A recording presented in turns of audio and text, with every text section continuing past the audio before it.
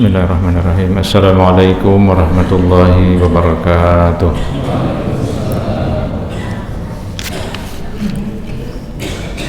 Alhamdulillahirabbil alamin allazi hadana li hadza wa ma kunna linahtadiya laula an hadanallah. Wassalatu wassalamu ala Rasulillah Muhammad ibn Abdillah wa ala alihi wa ashabihi wa mawalah. Rabbi syrah li sadri wa yassir li amri wahlul 'uqdatam min lisani yafqahu qawli, amma ba'du. Bapak-bapak dan ibu-ibu jamaah salat maghrib Masjid Al-Muslimun Handil Jatuh Bahari, Handil Jatuh ya. Sekarang namanya Jalan Mahligai. Alhamdulillah pada maghrib ini kita dapat hadir untuk melaksanakan salat berjamaah, dan sambil menunggu tibanya azan isya kita bersama-sama bermuzakarah, saling memberi pengalaman, pengetahuan dengan tujuan agar keberagamaan kita atau keislaman kita itu tidak kiwi-kiwi apa kiwi cawi-cawi lain lagi ya.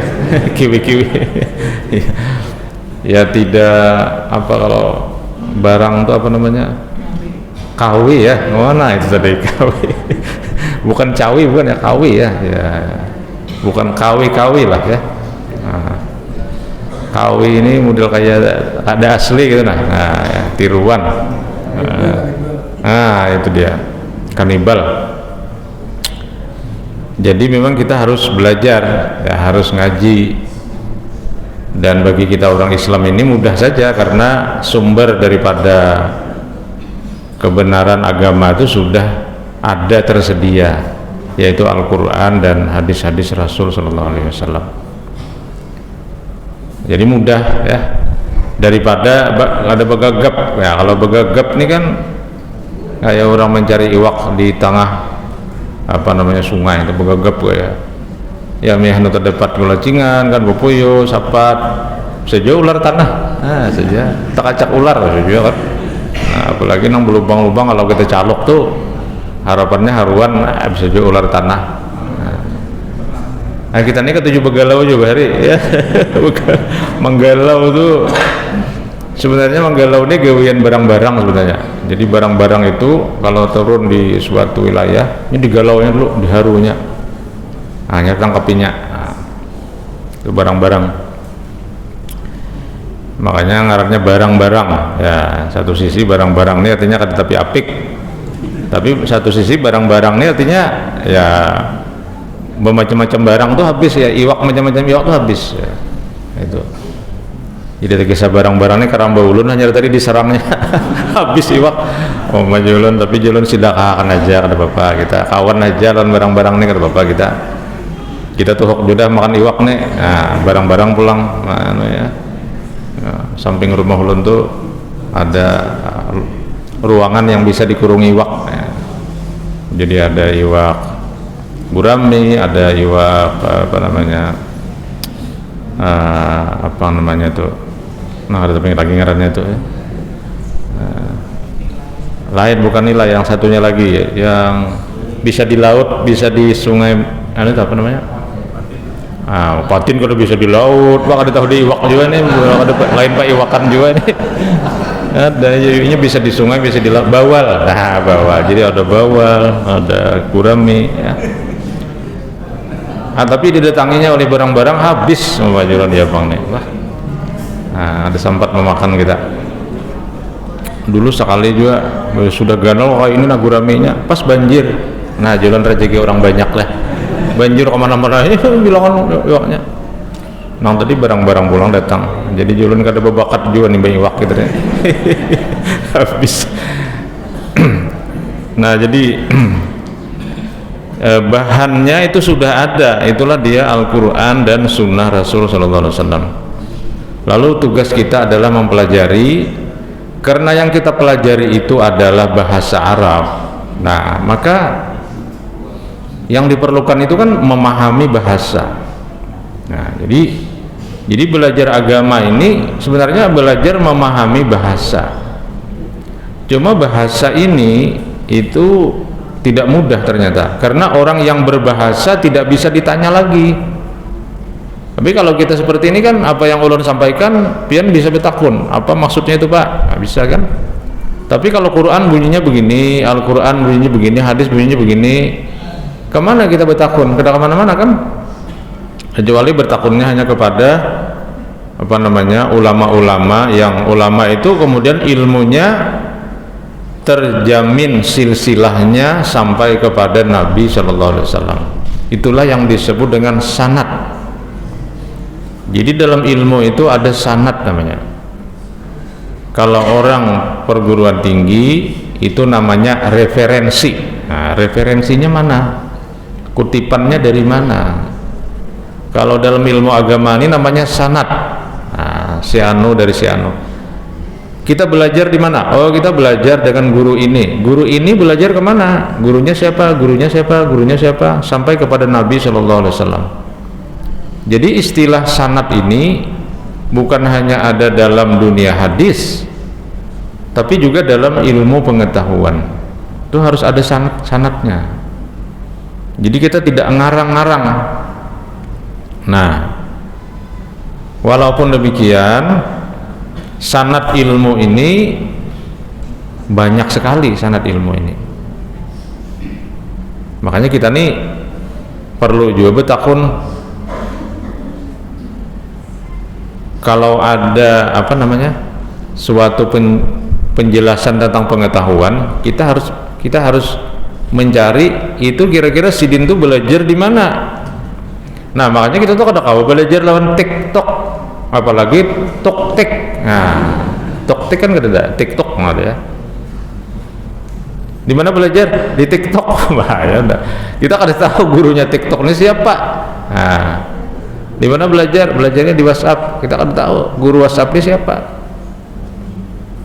Nah, maka kita harus belajar. Jadi, nah makanya ada istilah ijazah. Nah, jadi ijazah itu artinya izin dari guru kepada murid untuk dia mengajarkan ilmunya itu kepada yang lain. Itu ijazah namanya. Kayak kita sekolah juga. Sekolah itu kan ada ijazah. Kita sekolah SD ada ijazahnya. Dengan ijazah itu kita boleh masuk ke tingkat atau ke level selanjutnya. Dalam ilmu sebenarnya juga ada. Nah, makanya kan kalau ceramah nang model kayak ini sebenarnya ini model kayak kampanye, sebenarnya modelnya ini massal. Ada tahu ada kita nang disampaikan nih bisa dipahami kah oleh yang mendengarnya atau kada? Ada tahu kita kan. Makanya Nabi itu kalau sidin menyampaikan itu, Nabi juga mengecek apakah yang disampaikan Nabi itu dipahami atau tidak oleh umatnya. Sehingga Nabi itu sering juga bertanya kan kepada para sahabat. Di samping sahabat juga bertanya kepada Nabi. Jadi ada terjadi tanya jawab, terjadi dialog untuk memastikan apakah yang disampaikan itu dipahami atau belum oleh murid-muridnya, sahabat-sahabatnya. Kalau zaman Nabi namanya sahabat, kada murid kada. Jadi itu suatu apa namanya ya, suatu fakta bahwa Nabi itu orang yang sangat hormat kepada masyarakat, kada mau menyambat murid ya. Guru dan murid kan. Nah, tapi Nabi itu nabi dan sahabat. Nabi itu dari kata naba itu artinya informasi. Nabiyullah itu artinya pembawa informasi dari Allah, itu nabi namanya. Nabaul azim itu berita agung, artinya berita yang menggemparkan, berarti kiamat kan. Yas'al amma yatasa'alun anin naba'il azim. Nabi. Jadi Nabi itu pembawa informasi dari Allah. Sahabat orang yang berteman dengan Nabi ya. diterjemahkan sahabat itu man laqiya wa amana bi Rasulillahi sallallahu alaihi wasallam, orang yang bertemu dan beriman. Kalau bertemu kada beriman kada sahabat juga. Abu Jahal itu kada sahabat walaupun bertemu. Atau orang tidak melihatlah Nabi, bertemu tapi kada melihat, sahabat juga, seperti Ummi Maktum yang disinggung dalam surah Abasa wa Tawalla. Nah, jadi Nabi, sahabat Nabi menyampaikan kepada sahabat, sahabat nanti menyampaikan kepada tabi'in, namanya tabi'in menyampaikan kepada tabi'in. Jadi kalau dihitung satu generasi itu 100, generasi Nabi dan sahabat ini 100 tahun misalnya, karena ada umur sahabat yang mendekati 100. Lalu tabi'in berarti 100 kedua, tabi'in 103. Nah ini mungkin sesuai dengan sabda Nabi kan, khairul quruni qarni summa ba'dahu, sebaik-baik masa itu zaman aku, kemudian sesudahnya dan sesudahnya. Jadi berarti sahabat, tabi'in dan tabi'in. Kebetulan juga dalam sejarah generasi tabi'in dan tabi'in ini sudah mengumpulkan informasi keagamaan ini dari generasi sebelumnya. Itulah kitab-kitab hadis dan kitab-kitab fikih. Jadi misalnya kalau generasi tabi'in itu Imam Hanafi itu tabi'in karena dia lahir tahun 83, berarti kan di abad pertama. Jadi guru-gurunya Imam Hanafi itu adalah para sahabat. Nah, kemudian Imam Malik bin Anas tahun 93, artinya mungkin ya besar di abad kedua. Guru-gurunya juga tabi'in, guru-gurunya tabi'in dan sahabat. Nah, kemudian Imam Hanafi itu juga guru-gurunya tabi'in dan sahabat. Nanti Imam Syafi'i lahir tahun 150, gurunya adalah tabi'in atau tabi'in dan sahabat. Jadi generasi-generasi emas pada zaman abad kedua dan ketiga ini, mereka kemudian mengumpulkan ilmu yang mereka dapat dari generasi sebelumnya secara bersambung sanadnya. Termasuk juga imam-imam hadis, Bukhari, Muslim, Abi Daud, Ibnu Majah, Nasai, itu di abad ketiga keempat. Jadi kita berterima kasih dengan imam-imam mazhab ini. Makanya meskipun Muhammadiyah mengaku tidak bermazhab, tetapi harus mempelajari kitab-kitab hadis dan kitab-kitab fikih generasi awal ini. Jadi mesti kita baca. Ulun sudah berniat ingin membacakan kitab-kitab ini di beberapa tempat, kalau mungkin nanti tafsir itu sudah selesai. Tafsir ini memang belum selesai saya baca, jadi masih dihambur-hambur di beberapa masjid ini surah ini, masjid ini surah ini, tapi belum habis lagi. Mungkin kalau habis itu nanti akan ulun bacakan kitab-kitab generasi awal ini, seperti apa mereka memahami agama itu. Misalnya Al-Imam Syafi'i, Al-Muwatta Imam Malik, kemudian Imam Hanafi juga ada kitabnya yang dikumpulkan oleh murid-muridnya ada. Jadi ada kitab-kitab dari mazhab Hanafi, Maliki, Syafi'i, Hambali, itu ada kitab-kitabnya yang sampai sekarang bisa kita baca. Nah, beliau-beliau ini, generasi-generasi awal ini menjadi referensi inti dari menafsirkan bahasa agama, bahasa Al-Quran dan bahasa hadis. Dan kebetulan kitab-kitab mereka ini kan kemudian disyarah itu artinya dijelaskan oleh murid-muridnya. Misalnya katakanlah Bukhari mengumpulkan hadis, lalu ada syarah Bukhari, ada Irsyadus Syari ala syarhi Sahihil Bukhari, Irsyadus Syari, ada Fathul Bari ala syarhi Sahihil Bukhari. Jadi ulama-ulama itu kemudian mencoba menjelaskan, menafsirkan hadis-hadis yang dikumpulkan oleh Bukhari. Imam Muslim, Sahih Muslim disyarahkan oleh Imam Nawawi. Syarah Sahih Muslim, Syarah Muslim bi Syarhin Nawawi. Imam Nawawi itu ulama Mesir abad ke-10 kalau tidak salah. Nawawi yang Mesirnya, Nawawi ini ada Nawawi Al-Bantani itu dari Banten. Itu banyak juga mengarang kitab dalam mazhab Syafi'i. Jadi silsilah ilmu pengetahuan ini harus kita pelajari kalau kita tidak ingin tadi kawi-kawi tadi. Nah, tapi kalau kita membaca YouTube, membaca TikTok, itu bisa kawi-kawi. Tapi jangan cawe-cawe ya, kawi-kawi. Nah, cawe-cawe ini lain pulang. Bismillahirrahmanirrahim. Nah, lalu karena ilmu agama Islam yang bahan dasarnya Al-Quran dan hadis, dan dikumpulkan hadis-hadis itu oleh para ulama generasi awal sejak zaman Hanafi, Maliki, Syafi'i, Hambali, Bukhari, Muslim, Abi Daud, Nasai, Ibnu Majah, Ad-Darimi. Ini kitabnya banyak, sehingga kalau orang Bahari itu menunjukkan kealiman orang Bahari itu ilangi rumah idin maka hibak ditawing talon kitab aja.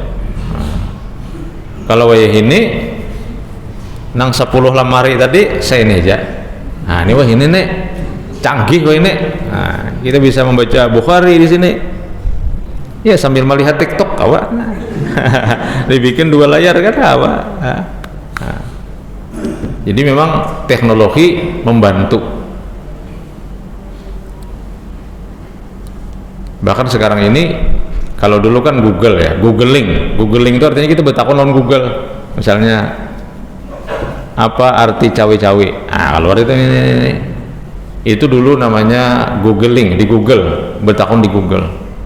Wah ini ada lagi yang canggih, namanya OpenAI, Oppo AI bisa juga, atau ChatGPT. Itu anak-anak pasti tahu. Itu kalau kita tanya, kemudian dia berdiam lu setemat sebelum menjawab tuh, karena muncul jawabannya itu model kayak diketik ya, klik dalam berbagai bahasa Arab, bahasa Inggris, Perancis, macam-macam ada. Makanya sekarang ini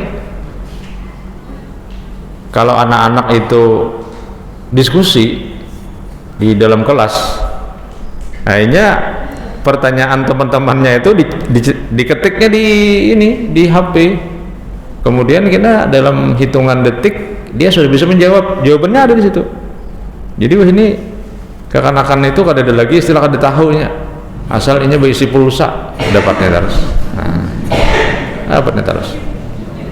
Makanya ke depan ini penerimaan pegawai, karyawan, itu tidak lagi bertanya tentang apa dan bagaimana, tapi lebih kepada tes potensi akademik.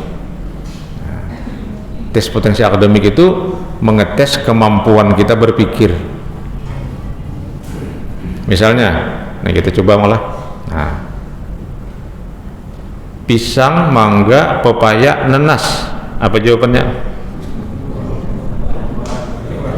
Ada madahakan pancok ya. Itu jawabannya nanas. Nah, ini judulnya kan pertanyaannya pilih salah satu jawaban yang paling tepat. Pisang, pepaya, mangga, nanas. Iya tadi ada menyebab pencok ya. Padahal pencok ada jawab pilihannya itu 4 aja barang dipilih. Dipilih di situ adalah nanas karena nanas yang paling berbeda. Kulitnya kalau pisang, mangga, pepaya itu kan licin. Kalau nanas bersisik. Nah, jadi seperti itu soal-soal masuk perusahaan ke depan namanya tes potensi akademik. Korek api, asbak, kertas, tembakau. Nah, apa jawabannya?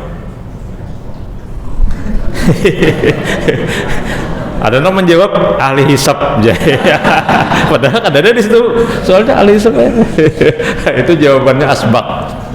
karena asbak yang tidak akan habis. Kada ada orang menghisap asbak lah. Nah, tapi kalau korek api habis, tak habis, buang. Kertasnya untuk menggiling tembakau habis juga, yang dibakar habis juga, tembakonya habis juga, jadi harang juga kan.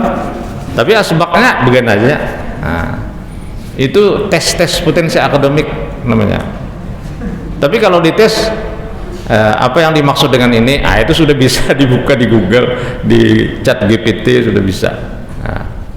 Nah, tapi dalam ilmu agama memang sangat membantu juga. Nah, jadi ilmu agama itu seperti itu kalau kita mau melihat strukturnya dari Allah kepada Nabi dalam bentuk wahyu, Nabi kemudian menjelaskan, mempraktekkan, menyetujui, kemudian para sahabat juga mengembangkan dan seterusnya.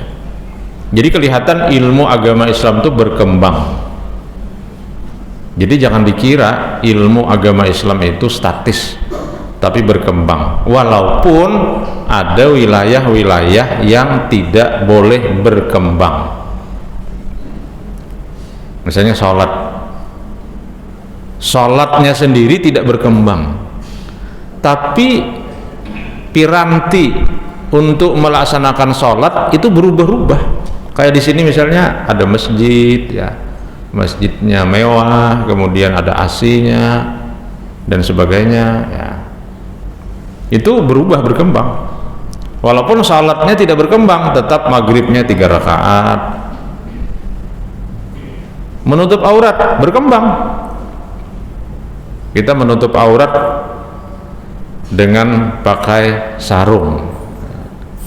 Tapi kalau di zaman Nabi itu ada gamis, ada imamah, ada rida. Imamah itu diikatakan ke kepala, rida itu diselendangkan di bahu, gamis itu baju kurung sampai ke bawah. Nah, kita pakai kupiah, nah, kita pakai tapih atau sarung, kemudian pakai baju, nah, pakai baju. Itu berkembang berbeda-beda, sehingga di sini kita melihat ilmu agama Islam itu pada sebahagian itu bersifat tetap statis, tapi pada bagian yang lain berkembang. Naik haji misalnya, naik haji kalau dulu orang pakai onta, pakai kuda mungkin ya, kemudian pakai kapal laut, pakai kapal layar, pinisi, kemudian pakai pesawat. Melempar jumrah, nah, kalau dulu ada tunggul, kemudian kalau sekarang melempar jumrah sudah dibikin mudah dan tidak lagi orang akan terlempar sesama pelempar. Kalau dulu katanya ada yang mana non sandal, menyebarang sandal sahabat, nah, walahian kan ya, kemudian bulikannya tersampuk lagi. Nah, sekarang sudah tidak. Jadi teknis pelaksanaan ibadah itu berkembang, tetapi ibadahnya bisa tetap saja.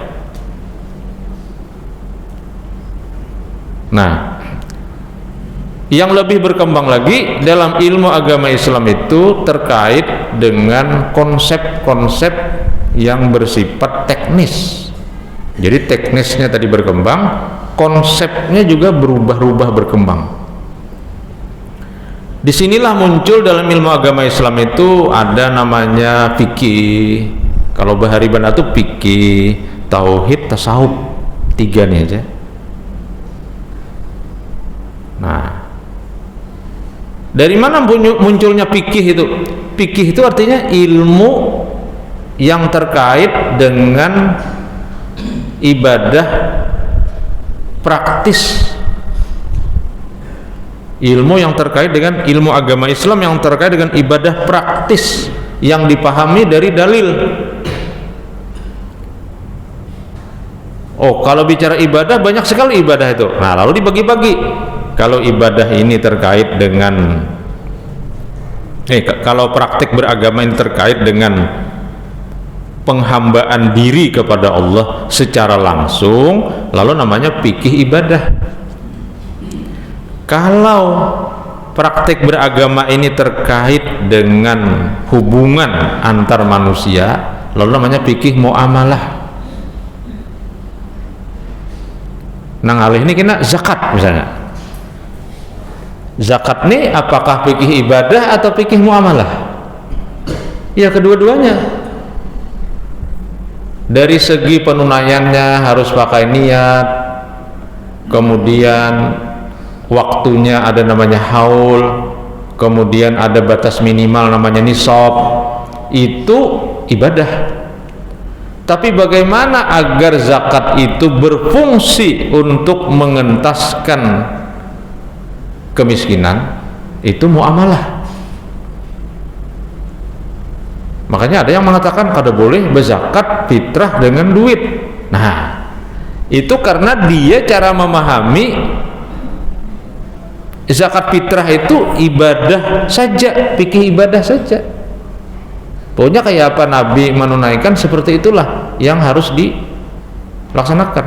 Karena zaman Nabi tidak ada orang berzakat fitrah dengan uang, tapi dengan makanan, maka juga dengan makanan. Tapi bagi orang yang memahami fikih zakat itu sebagai fikih ibadah plus fikih muamalah, maka ada aspek muamalahnya. Bagaimana agar zakat fitrah ini mencapai, salah satu tujuannya adalah untuk membantu masyarakat lemah, masyarakat miskin.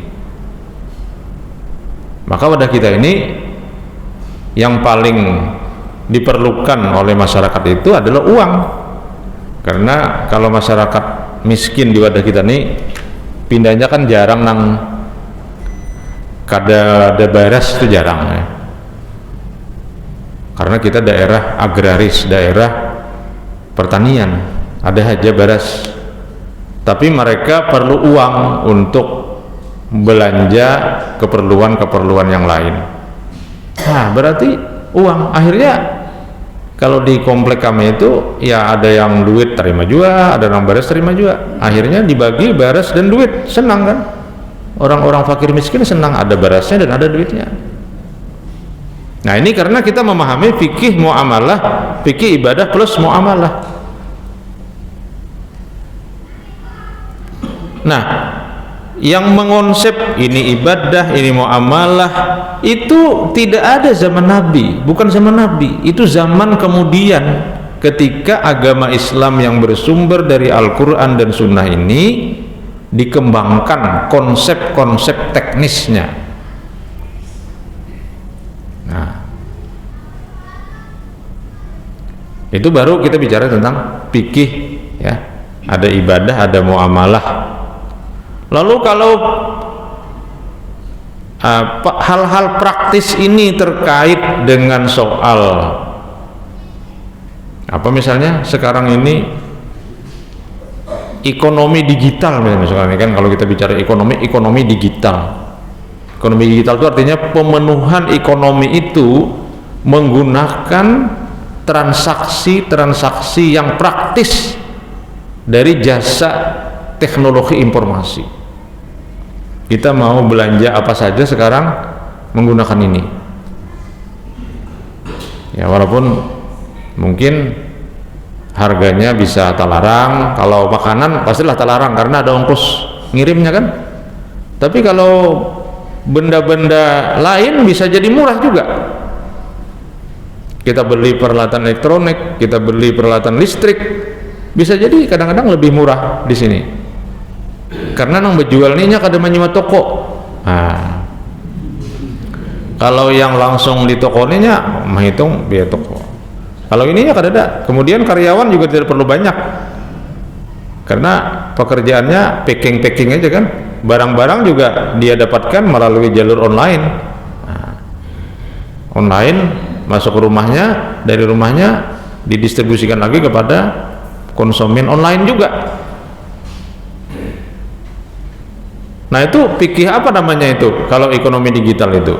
Ya jelas, itu fikih muamalah murni. Fikih muamalah murni. Meskipun juga sebenarnya harus ada aspek etika namanya. Nah, ketika kita bicara etika, akhlak, Itu muncul nanti namanya tasawuf. Makanya dulu kadang-kadang orang menyebutnya akhlak tasawuf. Jadi orang berdagang itu pertama dia harus paham fikih muamalah, yang kedua dia harus paham etika bisnis. Etika bisnis ini harus juga dipahami oleh para pedagang. Yang etika ini atau akhlak ini sudah pernah diajarkan juga oleh Al-Quran dan oleh Nabi, cuma namanya bukan etika, bukan akhlak. Misalnya ujar Nabi kan, dalam hal utang piutang ya. Kalau dalam Al-Quran, dalam hal utang piutang itu ada di ayat 282 dan 283 surah Al-Baqarah. Di situ ada ayat yang terkait dengan etika hutang piutang. Ada di situ rahan. Jadi kalau kita bermuamalah tidak dengan tunai, kita boleh menggunakan rahan. Rahan itu namanya jaminan hutang. Kita mau beli barang, hutang, bisa, boleh, tapi etikanya harus ada kepercayaan yang didukung oleh barang. Parihanum maqbudah bahasa Arabnya. Tapi bisa juga menggunakan katiban, menggunakan catatan saja, tidak perlu jaminan hutang, yang penting ada catatannya. Catatan itulah sebagai bukti bahwa terjadi hutang piutang. Tapi bisa juga fa in amina ba'dukum ba'da falyu'addi ma tumina. Bisa juga hanya menggunakan amanah. Ini etika. Jadi bisa menggunakan jaminan, bisa menggunakan catatan saja, bisa menggunakan amanah saja.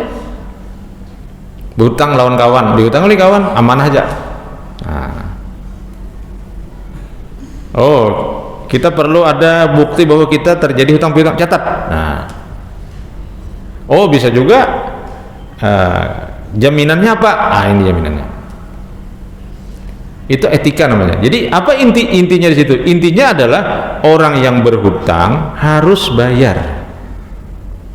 Lalu Al-Quran menjelaskan, wa in kana zu usratin fanaziratun ila maisarah.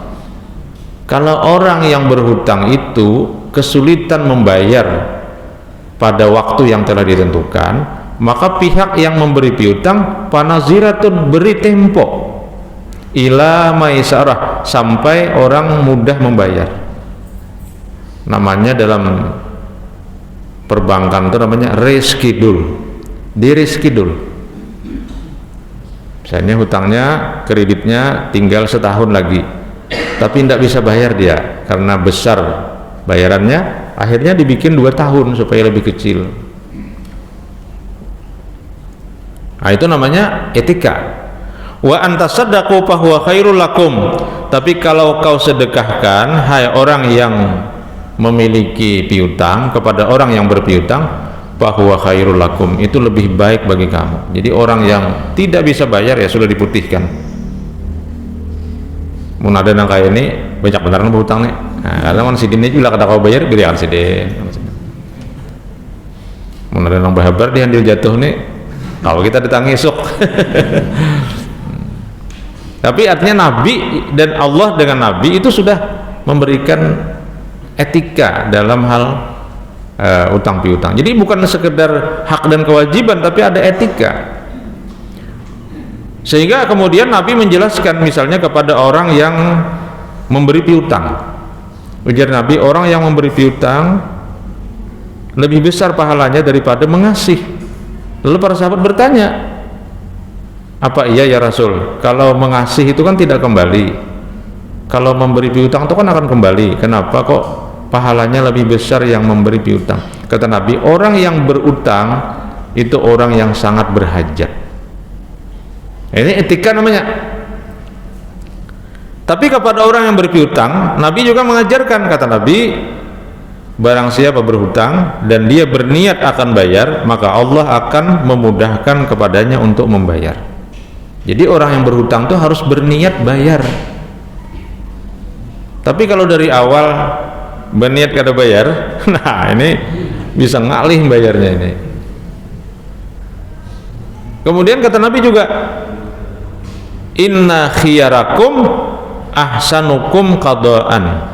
Orang yang terbaik di antara orang yang berpiutang adalah orang yang terbaik cara bayarnya. Ini kasus Nabi pernah berhutang. Nabi ini pernah berhutang seekor binatang kepada sahabat, lalu dibayar Nabi dengan binatang yang lebih besar. Lalu yang berpiutang tadi, yang memberi piutang mengatakan, ya Rasul, ini tidak seperti ini dulu binatang yang sampian bawa, kecil dari ini, kenapa Bapak membayarnya kok besar? Nah, lalu jar Nabi, inna khiyarakum ahsanukum qadaan. Yang terbaik di antara orang berhutang itu baik dalam bayarnya. Baik dalam bayar itu artinya bisa mungkin sebelum waktunya bayar dah. Nah, atau saat membayar memberikan sesuatu yang lebih, tapi tidak dipersyaratkan di awal. Kalau dipersyaratkan di awal itu terjadi riba namanya, ribal fadl atau ribal qard. Nah, lalu kata Nabi juga soal etika hutang piutang ini, suatu ketika Nabi mengatakan juga, kata Nabi, mutilul ghina zulmun. Mutillu itu ya mucil, mutil. Jadi mutilul ghina itu artinya orang kaya maksudnya orang yang sudah bisa bayar hutang tapi tidak bayar-bayar, itu zulmun, zalim. Bahasa Arabnya mutilul ghina. Gina orang kaya, mutilu memperlambat. Nah, mutilul ghina orang yang memperlambat padahal dia mampu membayar, zulmun, zalim ya.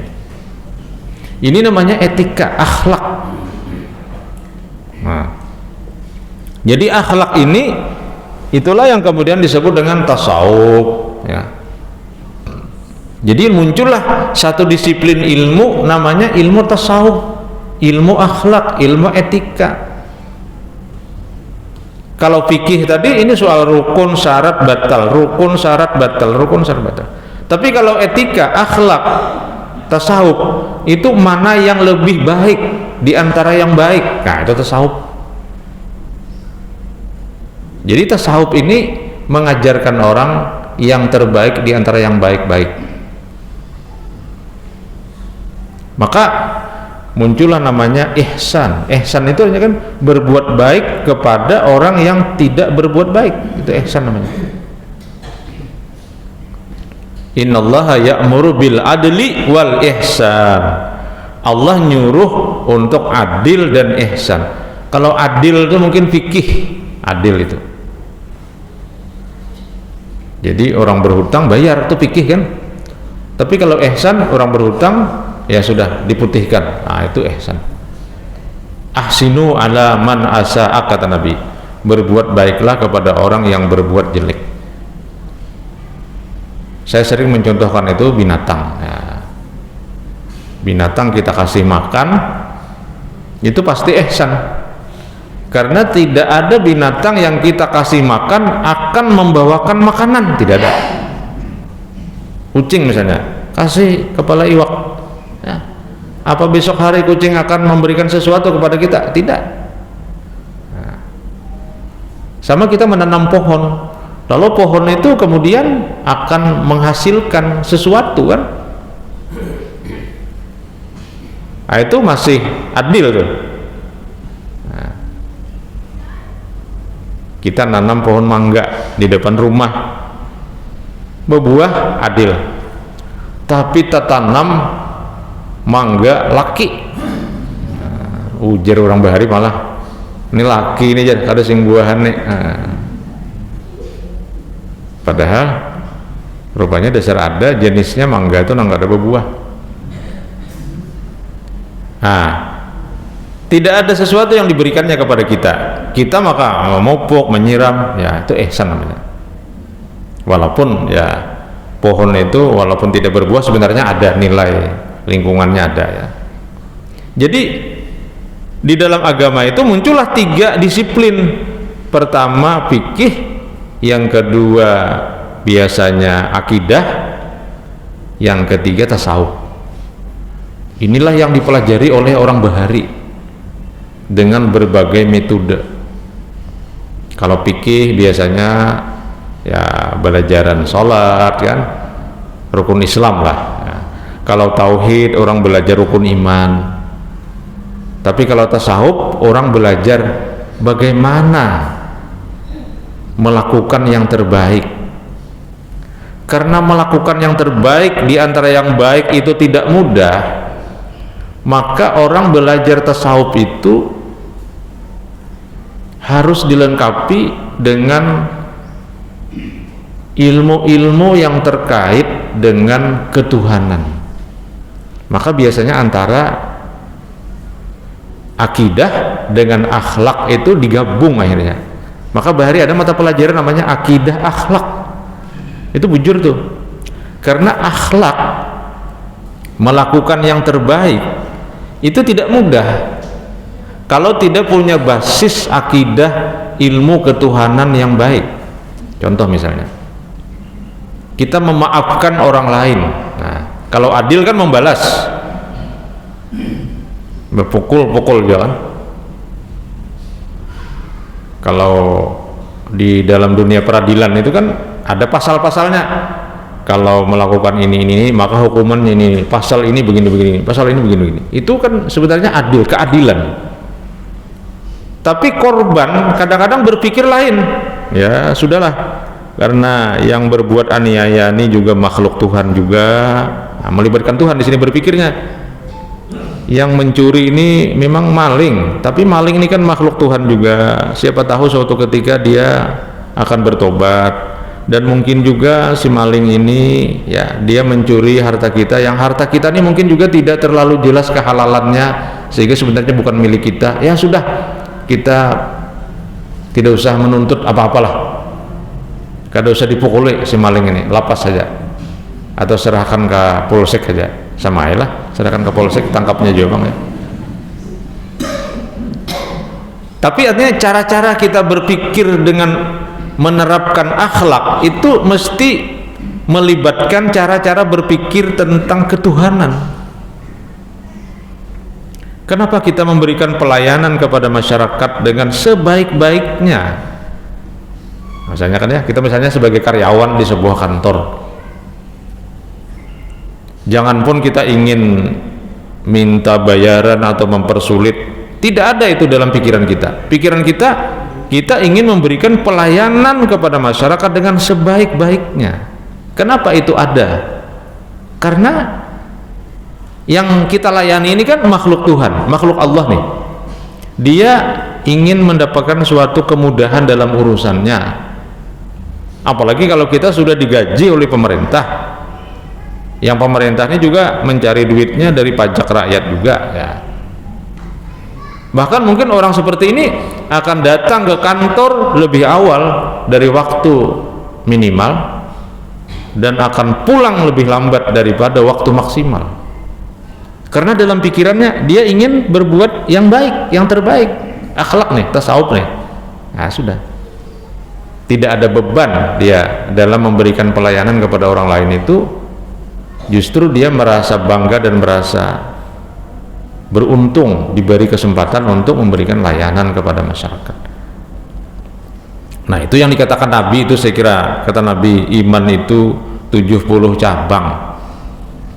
Yang paling kecil itu adalah imatatul aza anit tariq, menyingkirkan duri dari jalan. Jadi membersihi jalan, membersihi selokan, menyiangi rumput, ya, membersihi halaman, ya, apalagi membersihi masjid dan sebagainya. Ini adalah akhlak, etika, moral, tasawuf yang diajarkan oleh Nabi dan diajarkan oleh Allah. Dengan harapan tentu saja kan Allah akan memberikan ganjaran dalam bentuk-bentuk yang kita tidak ketahui dari setiap orang yang berbuat kebaikan. Maka dalam Al-Quran misalnya ada ayat, man jaa bil hasanati falahu asyru amsalihha, siapa yang datang membawa satu kebaikan dia dapat 10. Orang-orang sufi dia yakin betul ini, Dia tidak mengharapkan dari manusia, mengharapkan dari Tuhan. Tapi kalau fikih, ya kalau fikih ini kok kurang lebih klik aja, itu fikih itu. Tapi kalau tauhid dan tasawuf, nah ini sudah menghasilkan perilaku-perilaku orang beriman yang sangat luar biasa. Nah, cara-cara berpikir seperti ini munculnya tidak zaman Nabi, walaupun mungkin praktek-prakteknya sudah ada zaman Nabi, tapi teknis berpikir atau yang disebut dengan konsep ilmu pengetahuannya itu muncul belakangan. Jadi jangan dikira misalnya ilmu agama ini fikih tauhid aja, tasawuf ini bid'ah. Oh bukan, tauhid, tasawuf, fikih ya, ini muncul sebagai teknis pengetahuan dalam rangka untuk melaksanakan ajaran Al-Quran dan Sunnah, dan kemudian bercabang-cabang ilmu ini. Kalau di majelis tarjih itu ada fikih tata kelola, fikih bencana, fikih air, itu sudah ada bukunya tuh. Fikih keluarga, kalau dulu kan fikih haji, fikih sholat, itu kan. Nah, sekarang berkembang sudah fikih lingkungan, fikih air, fikih sungai, fikih tata kelola, fikih manajemen, macam-macam nih. Nanti akan muncul lagi nanti tasawuf sholat, tasawuf zakat, itu akan muncul terus tuh buku-buku ilmu-ilmu baru. Tasawuf lingkungan, tasawuf pergaulan, tasawuf sekolah, macam-macam muncul nanti.